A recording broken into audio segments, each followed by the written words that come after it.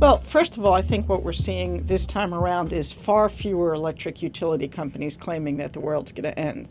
A large number of utility companies, some of whom are in coal, some of whom are in nuclear or other electric generating facilities, have said they knew this rule was coming, they're ready for it, and while there might be costs, there are also opportunities and they're moving forward. There are still some who say can't be done, need an extra 5 years, but that's no longer the majority.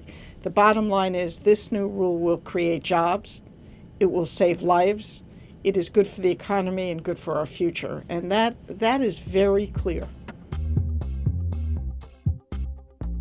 We are seeing jobs across the country. When you change the kind of fuel that could be emitted, how much toxic pollution, it means that one of two things have to happen. Old facilities need to be retired, so there might be new facilities and cleaner ones, or certain facilities might need scrubbers or other technologies. In either case, we're seeing about 250,000 jobs a year across the country from new facilities, from manufacturing the technology, from operating the technology.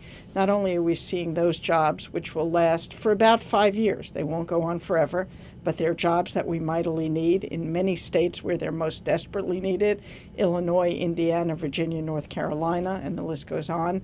But we're also seeing jobs that will go on into the future, about 5,000 or so new operation and maintenance jobs that are not temporary but will go on. The other point is these jobs are all across the board. Some of them are maintenance jobs, some of them are higher paid engineering, design, manufacturing jobs. We're talking about real impetus and added jobs for the economy at a time when we most need it.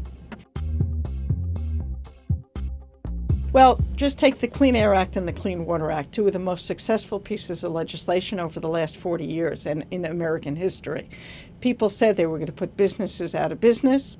There would be severe economic impacts, all negative. In fact, the contrary happened. Those laws have been successful in cleaning up our air and our waterways, and businesses got in line. They were able to come into compliance with the Clean Air Act as directed, and many came in compliance early. Rather than losing jobs, we created jobs. The history is on our side, and I think this new rule will be no different. The knee-jerk reflex of all regulation is bad is got to be outmoded. It's time to put that behind us. It still exists, less so today than it did years ago. But not all regulation isn't bad. Regulation that makes our air cleaner, our water cleaner, our community safer is good for all of us, and we ought to move expeditiously to put in place this new rule rather than quibble over whether it can be done.